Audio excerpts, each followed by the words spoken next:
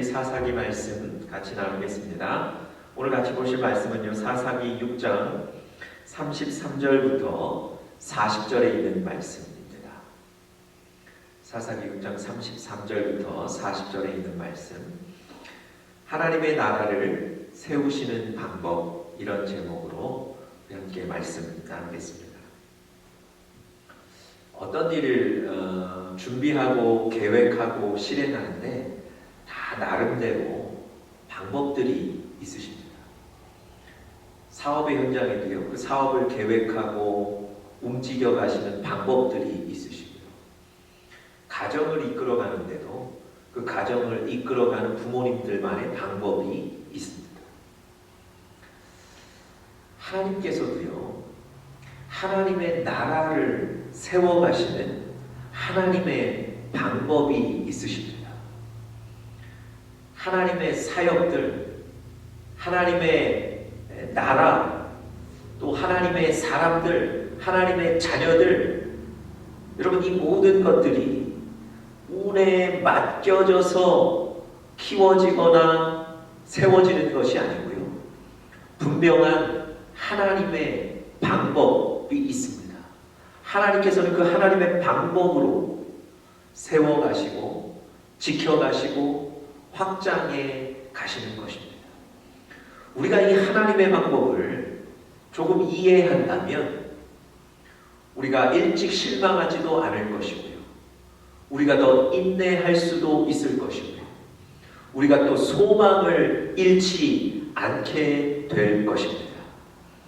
오늘 사사기, 하나님께서 기드온을 이스라엘의 장수로 세우시는 그 과정 가운데 하나님이 그를 세워가시는 방법, 하나님이 이스라엘을 세워가시는 방법들을 몇 가지 우리가 좀 확인할 수 있습니다. 그 방법들을 좀 구체적으로 나누면서 여러분들과 저에게도 지식으로 또 영적으로 큰 도움이 되실 수 있기를 바랍니다. 첫 번째로요, 하나님의 나라, 하나님의 사람을 세워가시는 방법, 첫 번째는 바로 성령을 통해 능력을 주신다는 것입니다. 성령을 통해 능력을 주십니다. 여러분, 하나님께서 기드온을 택하시고 기드온을 이스라엘의 리더로 부르시면서 그의 개인적인 능력을 사용하고 그의 개인적인 능력에 의존하도록 말씀하시지 않았습니다. 하나님께서 기드온이라는 사람 하나 택하시고 전쟁터로 등 떠밀어 나가도록 하신 게 아닙니다. 하나님은요, 분명히 그를 택하셨을 뿐만 아니라 그에게 성령을 부으셔서 성령의 능력으로 그가 나가 승리하도록 말씀해 주셨던 겁니다. 우리가 오늘 본문 34절에서 그 사실을 잘 확인할 수 있는데요, 34절에 보시면 여호와의 영이 기드온에게 임하시니, 여호와의 영, 이게 바로 성령이죠. 하나님께서는 성령을 기드온에게 부으셔서 임하게 하셔서 기드온으로 하여금 그 성령의 능력으로 승리하게 만든 겁니다. 여러분, 오늘 이 본문의 배경을 좀 살펴보시면요, 33절부터 시작이 되는데요, 미디안과 아말렉과 동방 사람들이 서로 연합하여서 이스라엘을 공격하기 위해서 요단강을 넘어 진을 쳤다, 이렇게 얘기합니다. 여러분, 사실 이들이 이미 이스라엘을 학대하고 궁핍하게 만들고 있는데요, 이제는 연합군을 형성해서 아예 이스라엘을 치려고 하는 거예요. 완전히 다스리고 지배하겠다는 의지겠죠.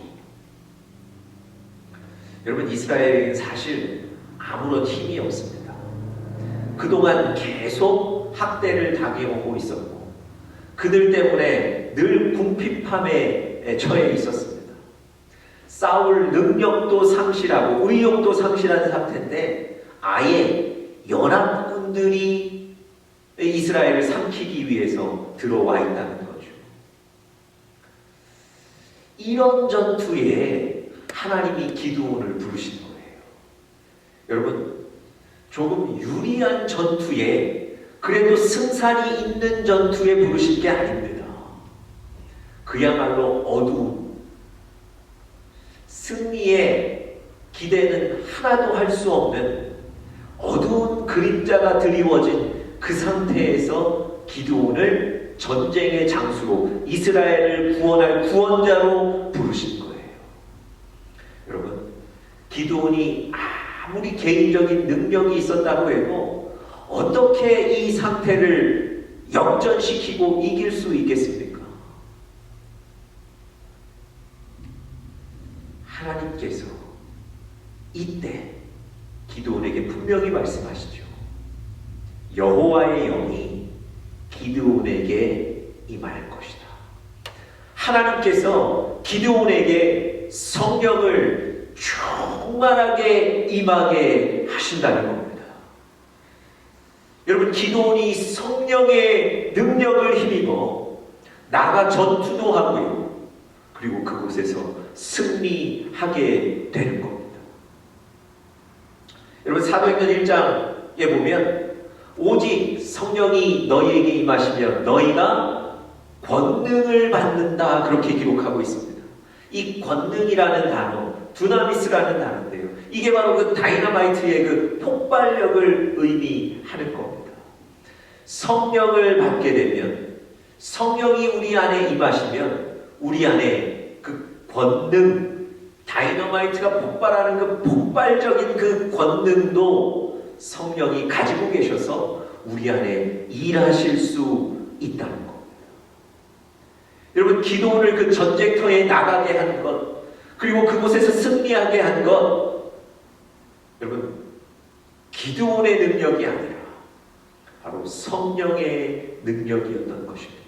하나님은요, 한 사람을 쓰시는데 그에게 성령이 충만하게 하여서 성령의 능력으로 일어나게 하고 승리하게 만드신 것, 이것이 바로 하나님의 방법인 줄 믿습니다.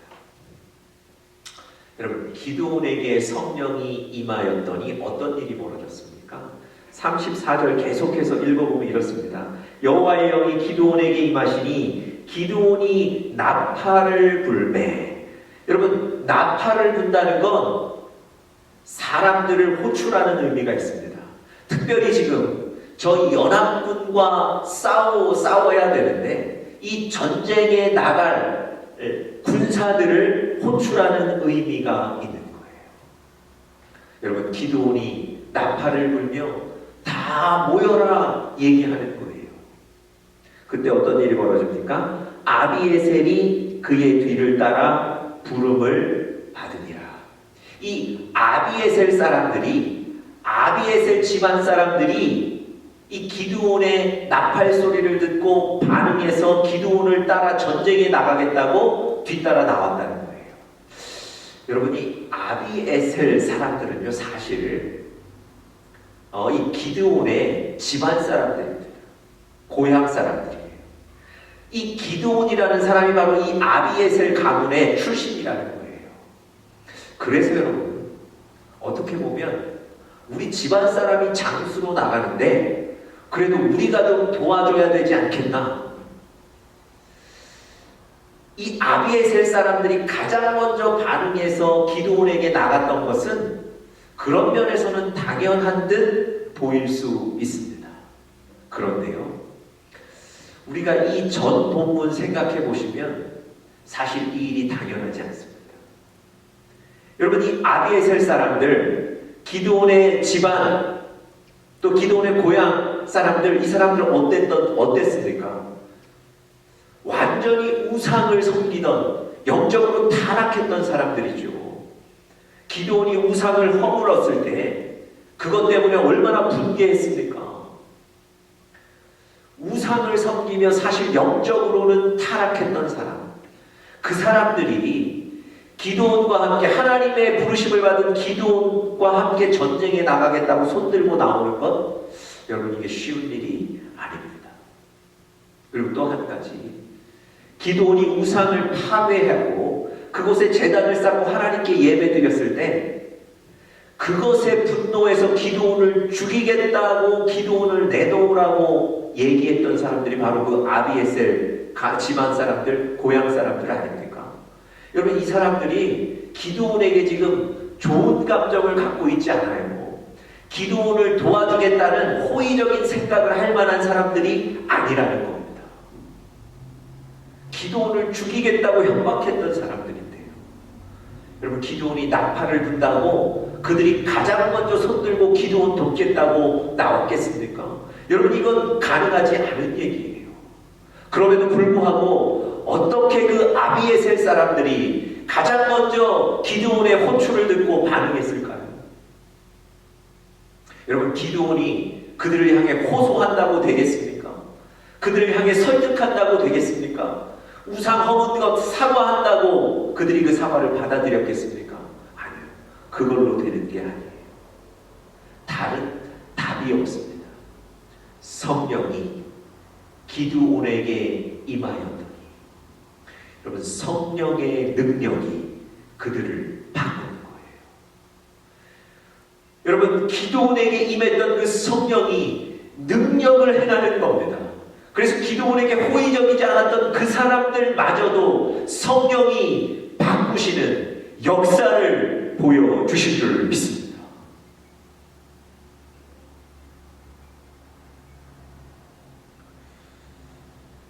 여러분, 베드로가 고넬료의 집에 가서 복음을 전하고 그들에게 침례를 주고 이방인인 그들과 함께 교제하죠.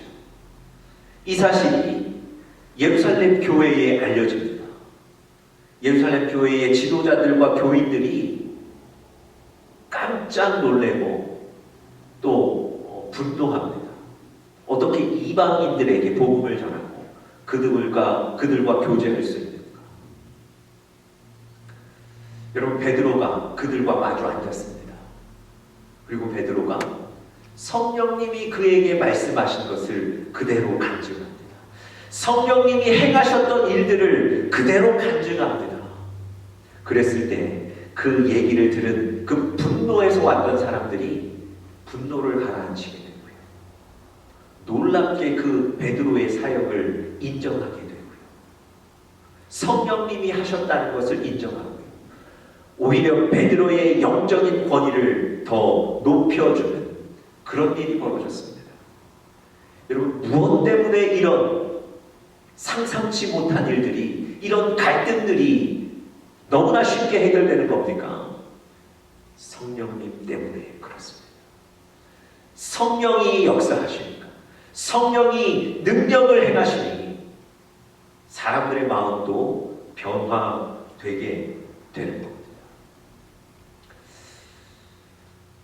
여러분, 35절 읽어보시면 또 성령이 임한 그 기드온에게 어떤 일이 일어났는지 계속해서 적고 있죠. 기드온이 또 사자들을 온 므낫세에 두루 보내매 그들도 모여서 그를 따르고 또 사자들을 아셀과 스불론과 납달리에 보내매 그 무리도 올라와 그를 영접하더라.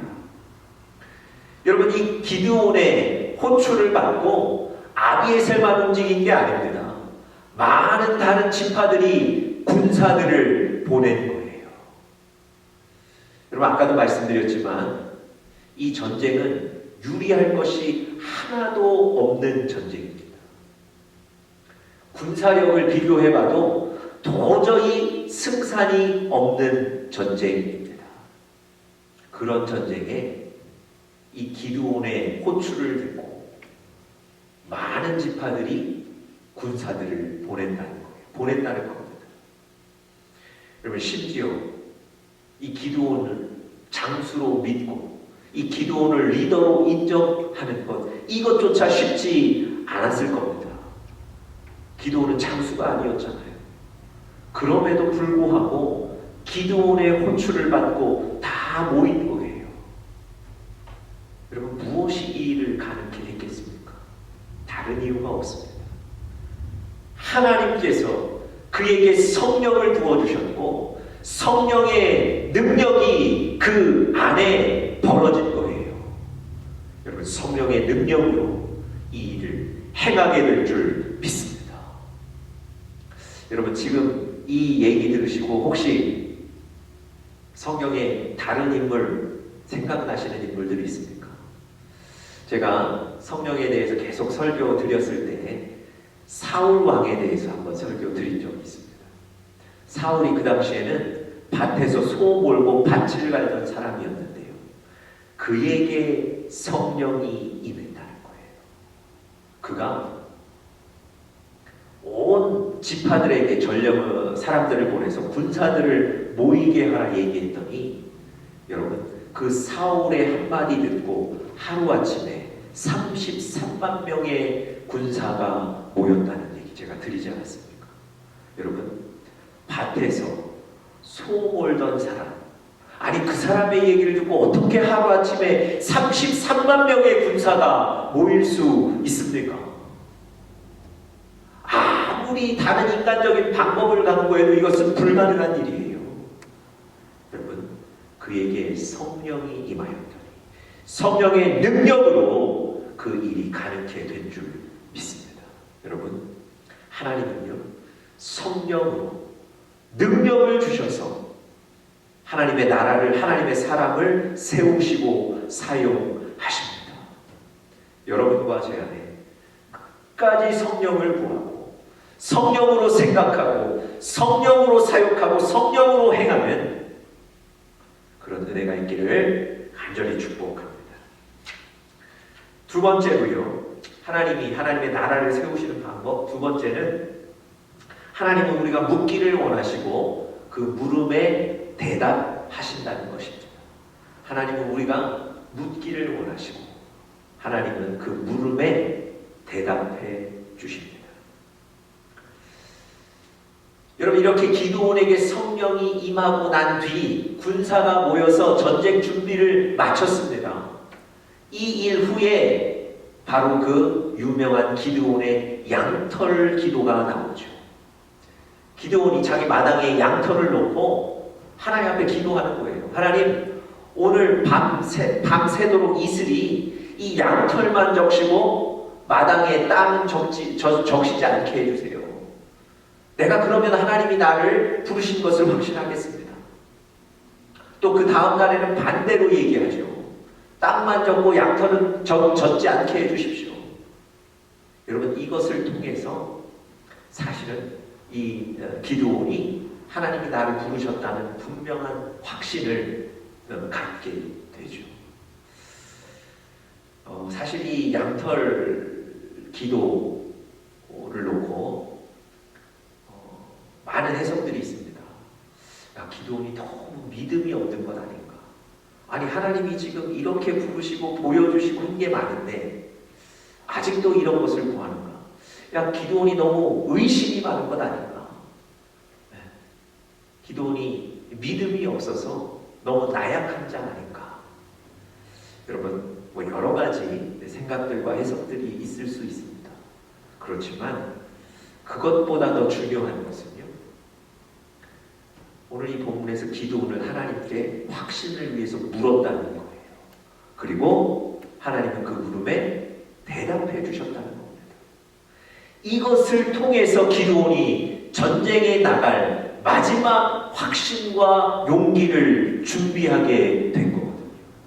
여러분 하나님은요 여러분과 제가 묻기를 원하세요. 그리고 하나님은 그 물음에 대해서 응답해 주십니다. 우리가 묻고 하나님의 응답이 무엇인지를 찾으셔야 돼요. 그 과정 가운데 우리가 분명한 하나님의 뜻도 알 수 있고 또 확신을 가지고 담대하게 나갈 수 있게 되는 겁니다. 한 선교사님이 의료 선교사님이세요. 그러니까 의사였던 것 같습니다. 이분이 이런 간증을 하셨어요. 한국의 한 의료 선교 단체에서 한 후배를 만났는데 이분이 이런 제안을 하시더랍니다. 우리가 지금 우즈베키스탄에 병원을 세우는 그리고 선교하는 이런 일을 준비하고 계획하고 있는데 한번 기도해 보십시오.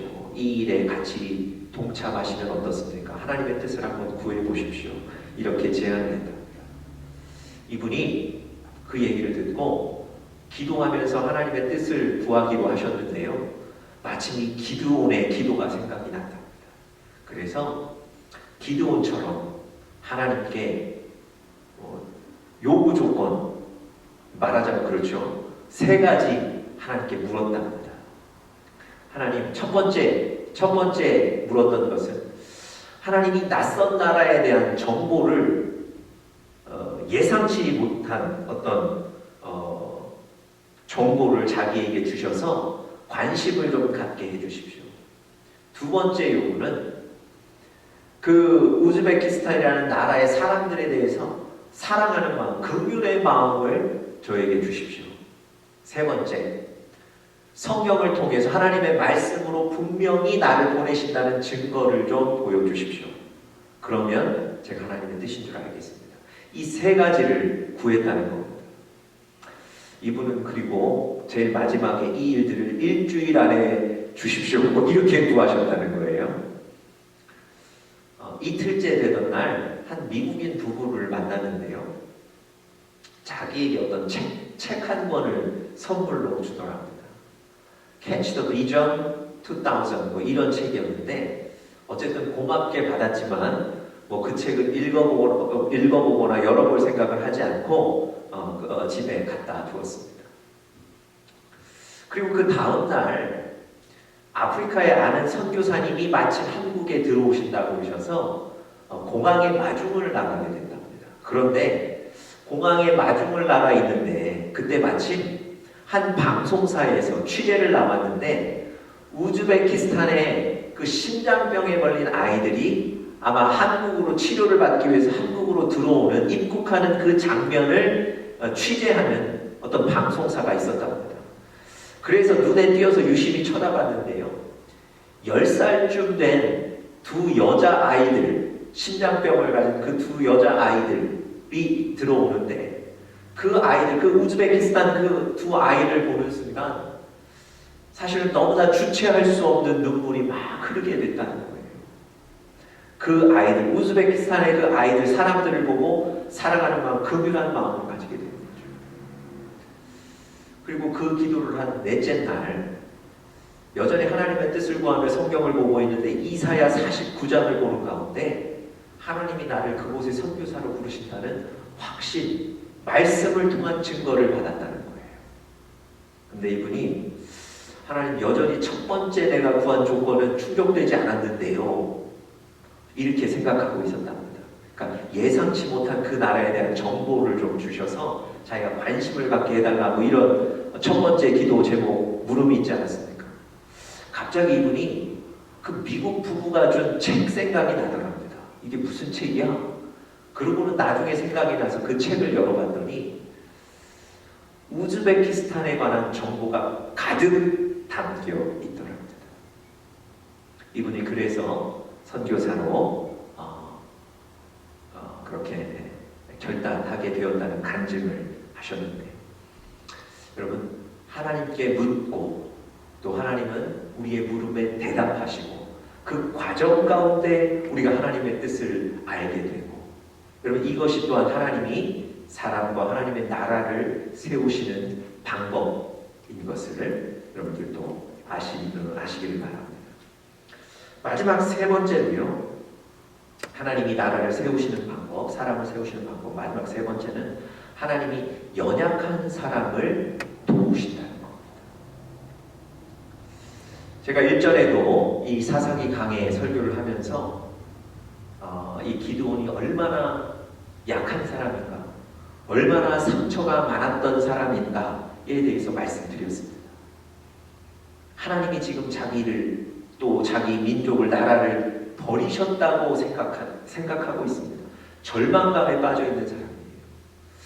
어떤 일을 시도하기에 힘을 다 잃어버린 패배감에 사로잡혀 있는 사람, 그런 사람이 바로 이 기드온이었습니다. 여러분, 그런데 그 하나님께서 그 연약한 기드온을 큰 용사라고 불러주셨어요. 자기는 큰 용사가 아니라고 생각하는 거예요. 자기에게는 그런 능력이 없거든요. 그런데 하나님은 그 연약한 기도원을 부르시고 그에게 큰 용사라고 얘기도 해주시고요. 내가 너와 함께 할 것이라고 격려도 해주시고요. 무엇보다 이 전쟁에 나가 네가 승리하게 될 것이라고 약속까지 해주십니다. 오늘 이 양털 기도를 통해서 어떤 사람들의 말처럼 기드온이 아직도 확신이 부족해서, 아직도 믿음이 부족해서 하나님께 한 번 더 묻지 않습니까? 그런 연약함을 가졌을 수 있어요. 사실은 또 그것이 우리의 연약함입니다. 그런데 하나님께서 그를 끝까지 도우시는 거예요. 연약해서 안 되겠다고, 부족해서 안 되겠다고 말씀하시지 않고요.